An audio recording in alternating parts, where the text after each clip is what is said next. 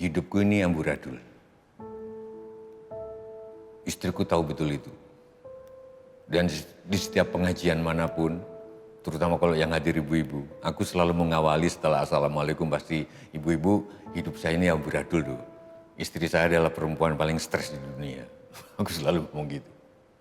Tapi walau amburadul, seingatku, sejak kecil, sejak muda atau mungkin bahkan sejak kecil aku belum pernah maki-maki ke orang, dasar tua lu, dasar orang tua, bangkotan, kayaknya aku belum pernah.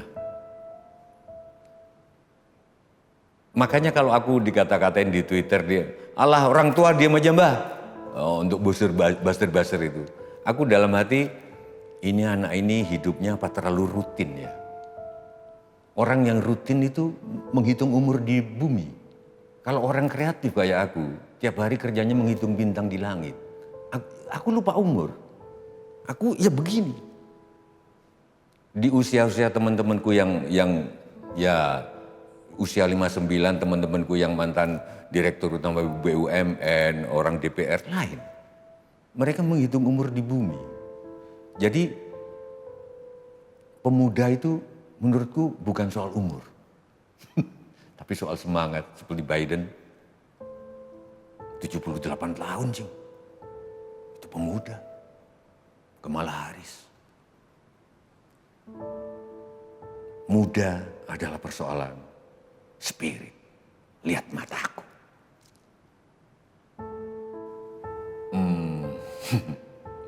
Salah kaprah itu banyak banget terjadi di masyarakat kita. Bukan saja cuman air putih disebut air bening. Mestinya kan air minum air putih itu susu. Masa tiap hari kita mimik cucu? Kita bukan bayi lagi.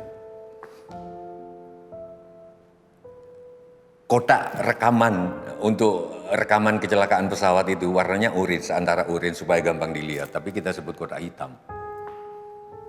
Tapi oke lah, itu salah kaprah. Yang ada salah kaprah yang lebih parah, yaitu poin ketiga dari Sumpah Pemuda. Kita sebut kami pemuda Indonesia bersumpah bertanah air satu, tanah air Indonesia. Betul. Berbahasa satu, berbangsa satu, bangsa Indonesia. Betul. Tapi bukan berbahasa satu, bahasa Indonesia. Enggak. Menjunjung bahasa persatuan, bahasa Indonesia. Jadi bukan berbahasa satu.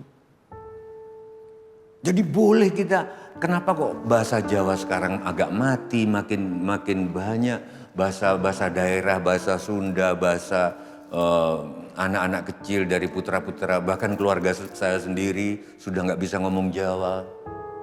Ini kesalahan kita semua, saya juga salah mendidik anak-anak dalam hal bahasa. Mestinya tetap yang Jawa, ngomong Jawa sama anaknya, yang Batak, keluarga Batak sama Padang, yang ngomong dua bahasa di rumahnya. Karena itu harus hidup. Itu bahasa Indonesia juga, karena bahasa Indonesia terdiri dari bahasa asing, bahasa Melayu plus bahasa-bahasa daerah. Jadi suatu hari saya bikin album pertama, musiknya sampai sekarang masih diputar kalau ada mantenan, terutama di Jawa. Anut runtutan sareruntungan, munggah mudhun gunungan jog samudra. Nah, waktu aku promo ke radio-radio di Jawa dan lain sebagainya, sedih sekali ngelihat musikku waktu itu masih CD, ditaruh di rak musik daerah. Aku ngomong, kenapa ditaruh di musik daerah? Karena berbahasa daerah. Mas, waktu itu masih dipanggil Mas. Loh, bukannya bahasa daerah adalah bagian yang sah dari bahasa nasional? Bahasa nasional bukan harus bahasa Indonesia. Sumpah Pemuda hanya mengajarkan menjunjung bahasa persatuan, bahasa Indonesia. Kalau misalkan Pak Jokowi pidato di DPR, pidato tahunan, akhir tahun, pertanggungjawaban, atau sidang Mahkamah Agung atau apa, ya bahasa Indonesia. Kenapa musik nasional itu musiknya ya musik Batak, musik Minang, musik Madura. Sesuai dengan pesan Bung Karno, bahwa persatuan, bahwa nasionalisme adalah taman sari dari suku-suku yang ada. Itulah Indonesia. Jadi kalau ada bilang, kumaha damang, piye kabare, atau naragiru telo, atau penahaba, atau derma kabere, itu bukan bahasa daerah. Itu bahasa nasional. Asik gak? Asik gak? Nah, bahasa persatuannya baru bahasa Indonesia. Jadi gitu, mumpung peringatan Sumpah Pemuda ini selalu dibarengkan dengan bulan bahasa. Kita pernah punya wakil presiden yang berasal dari wartawan, yaitu Pak Adam Malik. Kalau nggak salah orang Minang, sorry kalau saya salah, tolong dikoreksi, maaf. Ketika dia dibilang bahwa umur 20-an, dia sudah jadi pejabat, perannya sudah tinggi, terus dijawab, janganlah, jangan karena saya dibilang masih muda, kata dia. Banyak pahlawan-pahlawan yang jauh lebih muda. Ternyata saya cek, dan kebetulan saya pernah ke makamnya di Bengkulu, Sentot, Alibasa, Abdullah Mustafa Prawirodirjo. Dia menjadi panglima perangnya di Ponegoro pada usia ke-17 tahun. Di zaman mungkin kita masih, Valentinan. 17 tahun jadi panglima perang.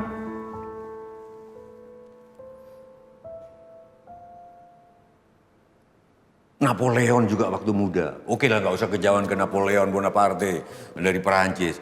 Gatot Kaca itu masih bayi baru lahir sudah diadu sama raksasa penjahat.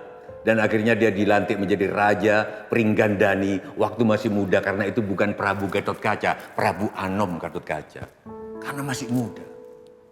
Selain Sentot Alibasa, Napoleon dan Gatot Kaca, Sosrokartono juga mengagumkan. Masih muda sekali, dia sudah bisa menguasai 24 bahasa asing. Itu loh yang syairnya sering aku kutip dan kalian sebagian hafal. Suke tanpa pondo, Tiktoyo tanpa aji. Sosrokartono. Al-Fatihah untuk beliau. Bahkan ada yang bilang 32 bahasa asing. Tapi yang lebih hebat dari semua itu, lebih hebat dari Napoleon, lebih hebat dari Gatot Kaca, lebih hebat dari Sosrokartono, menurutku adalah Gibran. Tahu Gibran kan? Usianya baru 20 tahun, usia menghasilkan karya. Karyanya Spirit Rebellious, namanya Khalil Gibran. Orang Lebanon. Dan karyanya kita suka, kamu jangan terlalu mengendalikan anakmu, karena anakmu bukanlah anakmu. Ia adalah anak-anak panah yang melesat ke masa depan. Pemuda itu bukan milikmu, pemuda bukan generasi penerus. Pemuda adalah generasi baru. Aku suka anak ini. Masih muda. Sudah jadi orang.